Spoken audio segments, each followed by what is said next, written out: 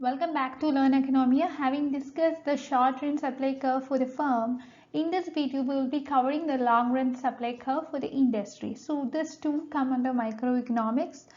So let's understand how can we determine or how can we look at the long-run supply curve for the industry.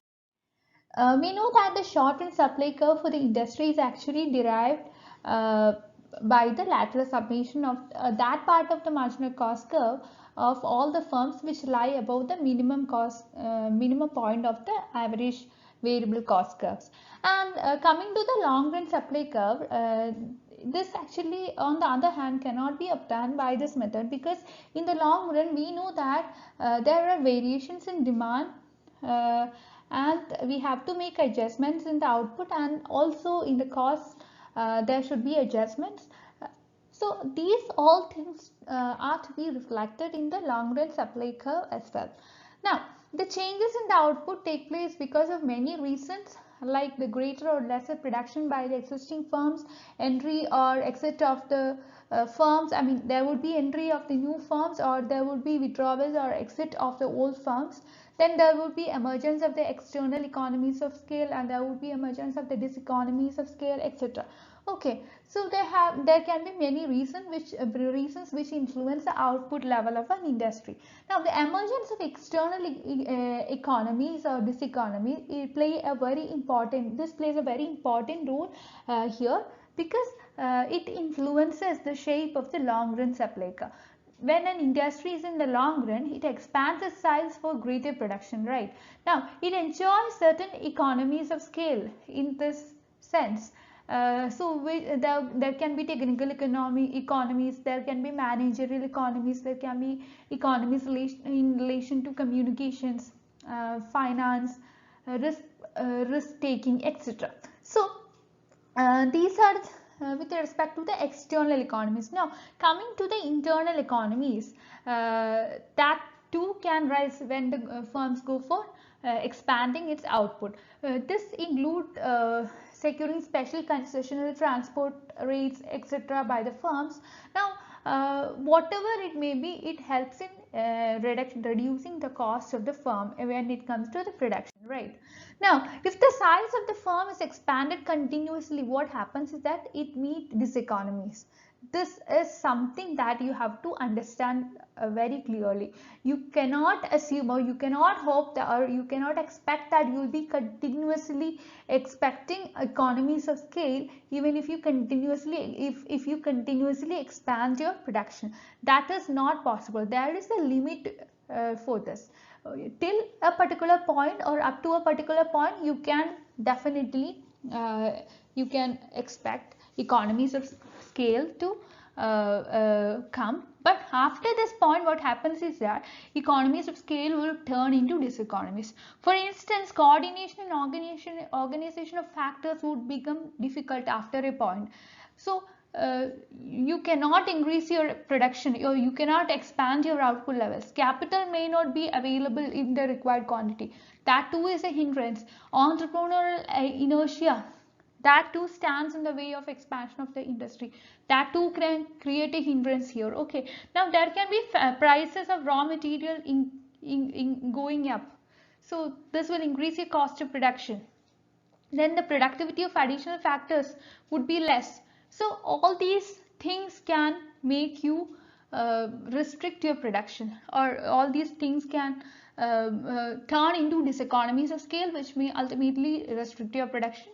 And the appearances of these diseconomies result in increasing the marginal cost and average cost of production to a very higher level.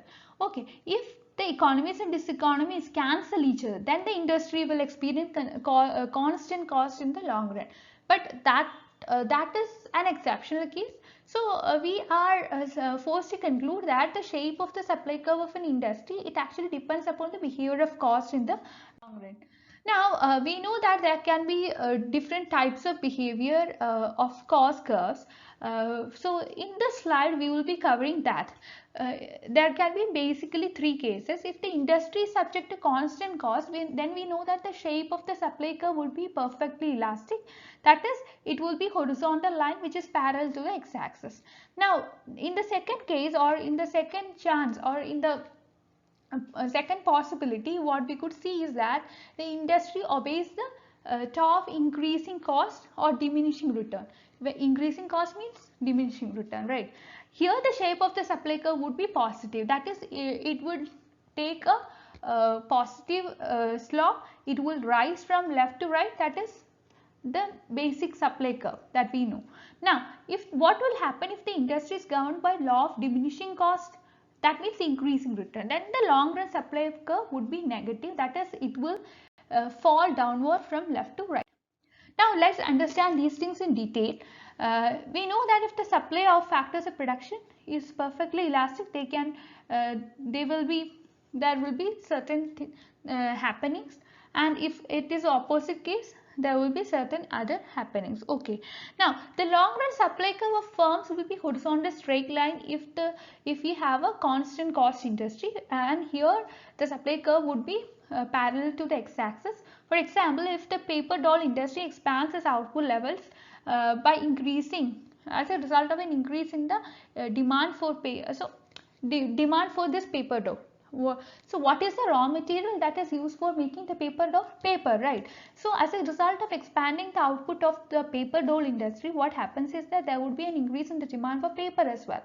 So this will influence the market price of the paper because the demand for paper has been increased. So this will increase the market price of the paper. Okay.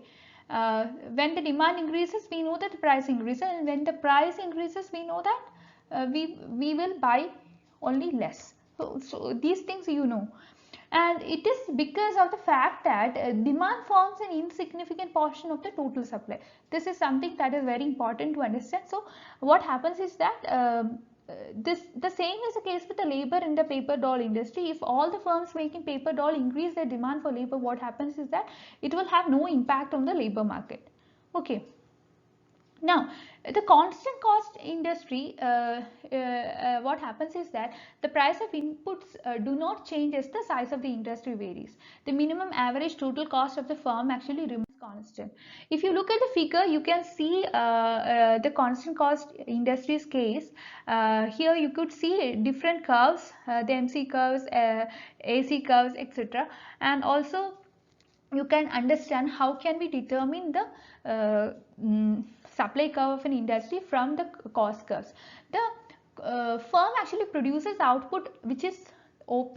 OP is the output level produced by the firm, and it sells at a price which is OK per unit. And the firm, like all other firms in the industry, make normal profit, just normal profit. You can understand the same from the figure.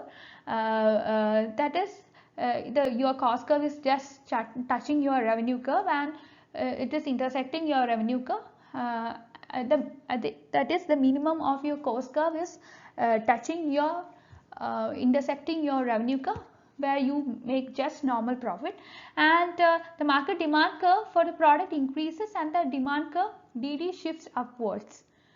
And the new firms, when the new firm enters the industry, what happens is that each firm produces at its minimum point of the average cost, which is OK, and the industry produces any quantity of output at price OK, and the supply curve of the industry is perfectly elastic at a price OK in the long run. Now, the second case, let's understand the details of this thing. That is the case of the increasing cost industry. That here the factor prices rise with the expansion of its production.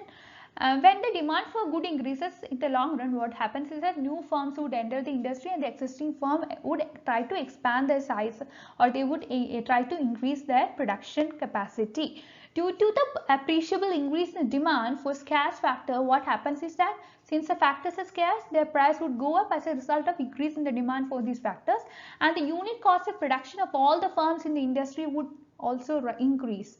Thus, long-run average cost and marginal cost of each firm in the industry would rise above the previous level. So, what happens is that this is also the case with the minimum average cost, which rises at a higher level than before. The supply curve also slants upward from left to right. Here we can see that the slope of the supply curve is positive. So this is explained in the figure. Here you could see that when the demand for a commodity increases, more firms would enter the industry. In order to attract more units of factors, the firms would pay higher prices, and the cost curve of the firms will move up because you are paying a higher price for the factors of production, and the minimum average cost of the firm equals the marginal cost, which is equal to the price at point F. And the firm in the long run is in equilibrium at point F and produce the best level of output, that is OT. Here the firm, when the cost of the firms rise with the expansion of the output, what happens is the supply curve of the industry also slants upward. That is, the industry is now in equilibrium at point R with industry output OT and price OK.